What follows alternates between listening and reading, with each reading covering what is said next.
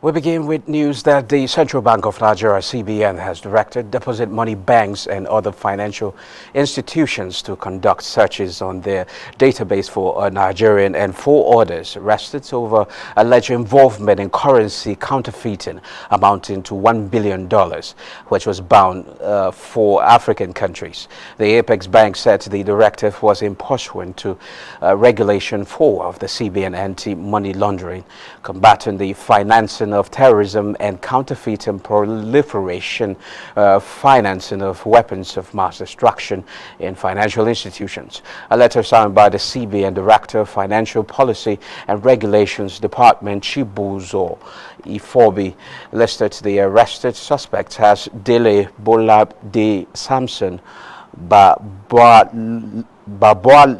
from Nigeria, Kane Kwasi Ahin from Ghana, Nathaniel Jacob West, and 2 others.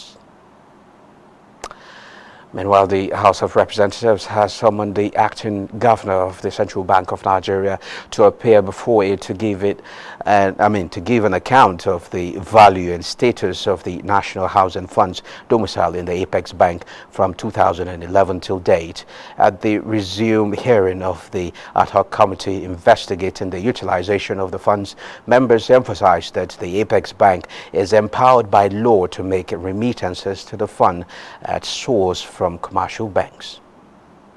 Within 2 months of making the collection under subsection 1 of this act, pay the money to the bank for investment in the funds.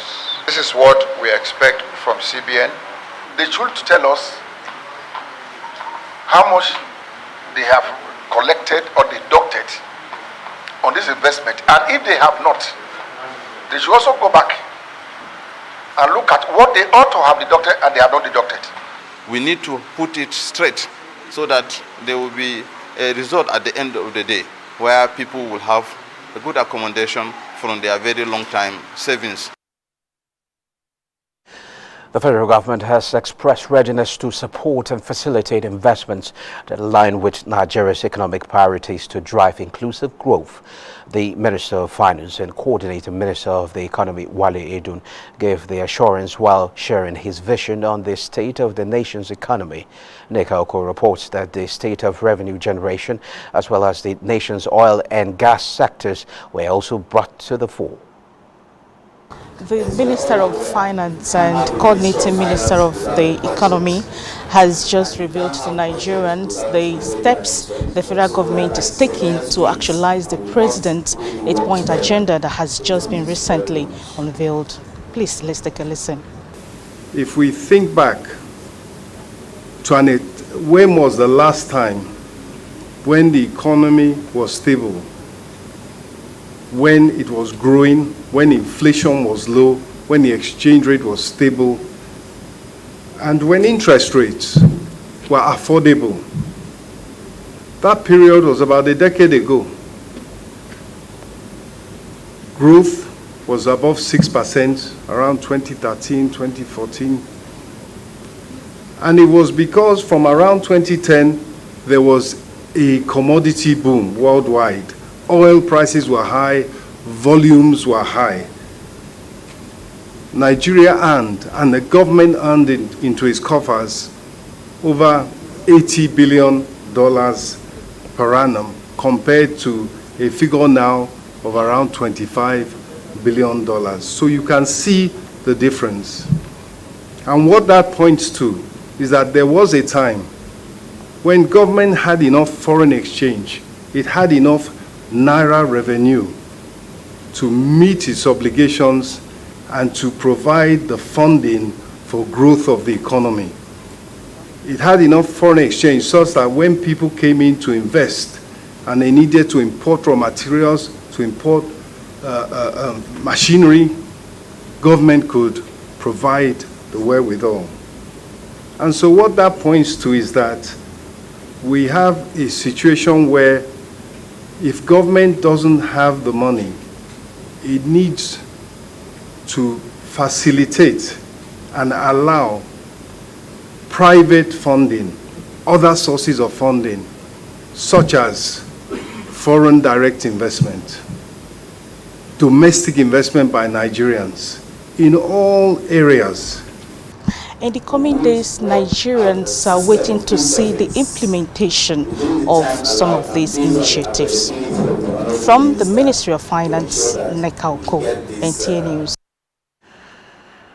And to the matter of the day, President Bola Tinubu recently approved the establishment of the Presidential Compressed Natural Gas Initiative, CNG. The CNG initiative seeks to ease the impacts of fuel subsidy removal on the citizenry by reducing energy cost. Special advisor to the President, Media and Publicity. And to the matter of the day, President Bola Tinubu recently approved the establishment of the Presidential Compressed Natural Gas Initiative, CNG. The CNG initiative seeks to ease the impacts of fuel subsidy removal on the citizenry by reducing energy cost. Special advisor to the President, Media and Publicity, Juri Ngilale, who announced the approval, stated that the initiative targets over 11,500 new CNG-enabled vehicles. Now, to give perspective to the Presidential Compressed Natural Gas Initiative, is an oil and gas expert, Olabode Somi. It's good to have you in our studios. Good afternoon. Okay, before I begin with the CNG thing, you've had the Minister of Finance. He talked about how they can actually generate revenue. How important do you see the gas sector contributing to that objective? Well, to begin with, Mr. President, during the campaigns, he was the only one that spoke about capacity building as well as generation of jobs as a result of the expansion of the gas sector. He particularly spoke about the possibility of building a pipeline that will run from the south-south through the southeast to the southwest, which basically will ensure that the small-scale industries that are there can have an empowered source for income and thereby grow those businesses and create jobs within that environment. But more importantly, the domestic gas master plan, which is the anchor for which Nigeria is building our opportunities in gas, is such that it has the capacity to ensure that for every local government in Nigeria, 774 of them, you can actually have a cottage industry in place, which basically speaks to an industry that we use the raw materials available in that local government for its industrial purposes. So, for example, if you have a local government where there's a prevalence of mangoes, you can have a mango juice processing plant, which will supply mangoes not just to the cities, but we also export. And if we're able to do this across all the local governments or across most of the local governments, what we are going to see is even development. So, because with capacity to pay, we mean better schools. With better schools, we mean better facilities. With better facilities, there's going to be a reduction in rural-urban migration. And of course, all the other added facilities will be there. So, gas, when properly harnessed, offers Nigeria an opportunity for the industrialization that we have mounted and we have spoken about for years. So yes, the minister is right in that perspective, in the opportunities and the things that gas can offer. Okay, talking about harnessing gas, the potentials in the gas sector, let's have your thoughts about the compressed natural gas initiative. What do you foresee it doing for the oil and gas and the economy as well? Well, basically it's going to grow a sector. So, I mean, by that you're talking about the auto gas, and so it's going to offer alternatives. It's like any other alternative. You know, for decades after Nigeria got independent, there were only government TV stations, and then the private stations came. They offered more perspectives, they offered more opportunities, they offer competition and all that. So with compressed natural gas, it's not an end in itself. It's not a magic bullet. It's going to offer a perspective to existing energy sources. It's going to offer growth patterns. It's going to offer additional players. It's going to enable the industry to be more flexible, to be more interactive, so that the thing can grow. The key things is progress and growth, and then we will all meet somewhere along the line. So compressed natural gas, in its elements, in the fundamentals of it, is going to offer perspectives for growth for that sector, and that is good news. Okay, is this a blessing in disguise, considering the fact that Nigeria wants to go net zero, just like every other society, and gas is considered as a transition fuel? Well, Nigeria does want to align with the rest of the world. I mean, that's being politically correct. But we are an OPEC nation, and we cannot throw away our own fundamentals. So what is important is that we meet those goals, the goals that have been set for us. We work towards achieving net zero, but we cannot do that at the expense of our own income earnings. We are not going to throw away oil. It doesn't make any sense. No, but when we go the gradual way, I think we can still take advantage of both. Yeah, that's why I said that we need to meet our goals. So we have goals, we meet those goals. Okay, the initiative is expected to reduce costs. How can that be achieved, and how soon would, I mean, are we going to see that? Well, talking about the compressed natural gas? Yes, so it is a business. And whether it is gas or whatever it's anything, it's a business. And a business at its fundamentals looks at the cost of production. It also looks at the cost of distribution, and more importantly, the cost to which the final consumer can pay for it. So those are management and business principles. They are not technical to oil and gas per se. So what happens and what needs to happen is that the cost of production, the cost of distribution must be such that people can afford it. So there are many forces that are at interplay. It's not just reduction for the sake of reduction. That's subsidy. It is reduction as a result of either greater amounts of the product being produced, or the cost of production being reduced, or greater volumes. You know, so just all those economic variables are at play. Because if the cost of production is 10 naira, selling it at anything less than 10 naira means that there's a loss. And when there's a loss, the system cannot function. So what is important is that the fundamentals for the gas sector, the fundamentals for the oil and gas sector remain in place, remain sustained, remain maintained, and that the variables that will ensure that energy becomes affordable to the general public is enshrined in our ways of life, is enshrined into our business principles, and then we become the people that we should be. We are not going to throw away the fundamentals just to achieve political objectives. It doesn't work that way. But what about if we are to take advantage of the gas to our own benefit, considering the fact that when you look at the cost, it tends to be more cost efficient compared to fuel at this moment because of the exchange rate? That's Okay. what I'm trying to... So technically, and this is science now, there is no difference between gas and oil in terms of the molecules. Okay. They are both hydrocarbons. But we have chosen gas as our transition fuel because in terms of when the chemical process takes place, in terms of CO2 emissions, emissions from gas is significantly lower from that of fuel, but it does have its own CO2 emissions. So what we are saying is that as we seek to achieve the net zero objective, we are going to focus more on gas as the vehicle to get us there. Focusing on gas as the vehicle to get us there does not necessarily translate to doing away with oil. So what we are saying is that yes, we will put less attention on oil or more attention on gas, but at the same time, we are not going to throw away the fundamentals of the economy because we want to achieve certain international political Now, goals. what does this portend for the environment? Environment issue must come up, definitely. I think when you look at the whole picture of the environment, and which is now a discussion that is being had, even what is called green produces a lot more issues.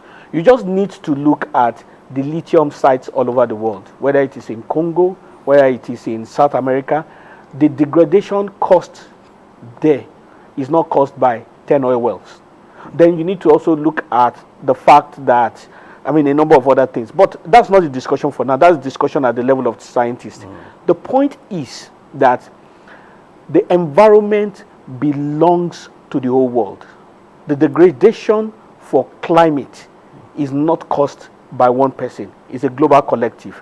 And when you look at the figures, Africa as a whole contributes less than 1% of what affects global degradation. I am assuring you, if we were to burn all our oil wells simultaneously for the next 10 years, we will not contribute 2% of global degradation. And that is where the science and the knowledge comes in. Like I said, there are goals we need to meet, which is the net zero goals, and which are also important goals, and which are also very necessary for us to relate in the Committee of Nations. Okay. But we must not throw the fundamentals away in trying to reach those goals. Okay, despite the high cost of the pump price of petrol, the commodity is still scarce in some parts of the country. How can we address this? And will the CNG help?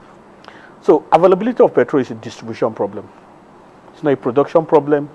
It's not a cost problem. It's a distribution problem. So it's a supply chain. So in other words, it's probably the way you have a distribution chain for essential commodities, for soaps, for cement, does not speak to the fact that cement is not available or available. So availability of petrol is a distribution problem. So it is the factors that are guiding and guarding and responsible for distribution that needs to be more transparent and that needs to be held accountable. It has nothing to do with production. It has nothing to do with cost. It has nothing to do with the climate. It's just a pure distribution issue. Okay. Thank you very much, Olabode Somi. Thank you for sharing your thought with us. Thank you, sir. Pleasure is all mine. Now moving on, oil benchmark Brent hovered above $87 a barrel as crude prices snapped a two-week losing streak on Friday, buoyed by expectations of tightening supplies. The Brent crude prices has risen about 3% this week, while U.S. West Texas Intermediate crude has advanced by 5%. Brent crude was up 98 cents or about 1.1% at $87.81 a barrel in early trade. West Texas Intermediate had risen at 95 cents, also about 1.1% to $84.58. Now, no matter how difficult things are, when this tarmac infrastructure is serviceable, I mean, when there is food to eat, life is bearable. While in Gombe State, residents are heaving signs of relief following the drop in prices of food items occasioned by the commencement of harvest of some agricultural produce. Talatu Lamon, who visited one of the largest grains markets in the country, reports that the development is exciting the people. Market, popularly known as Tudunhazi, is situated in the heart of the state capital, where customers from across the country come for business of assorted grains, particularly maize, beans, millets, and guinea corn. Since the removal of fuel subsidy, prices of food have been unstable. Thanks to the arrival of new grains from farms, prices of food are beginning to come down. A bag of maize which sold for 60,000 naira is now 55,000 naira, while a bag of beans which sold between 60 and 65,000 naira now stands at 58 and 60,000 naira. A bag of millet which sold at 50,000 naira now sells as low as 40,000 naira. There has been a slight reduction in prices of grains compared to last few weeks. Experts say factors responsible for the changes in prices of food items include cost of transportation, speculations among sellers, and the law of demand and supply. Supply is not commensurate with the demand. Population increase is not as high as increase in food production.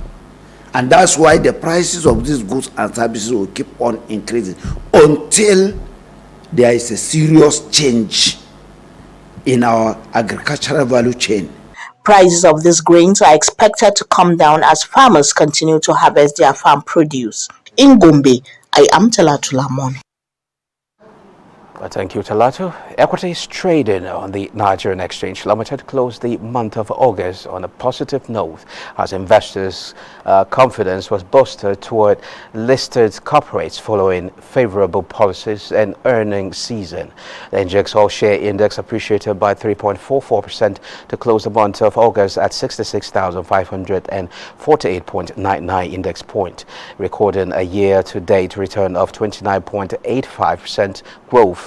Despite concerns such as rise in inflation, interest rate hikes, and apprehension surrounding the fallout of the 2023 general elections, investor confidence remains strong, leading to increased buying activity. Meanwhile, Nigeria's main shares index on Tuesday, 29 August, marked a historic milestone and hit a 15-year high. And experts say this is as investors continue to cheer Bola Ahmed Tinubu's inauguration speech as Nigeria's 16th president. Still in stocks, U.S. stock index futures were higher this Friday as jobs data impact global markets. Thank you very much, Musa. Hello and welcome to the market review.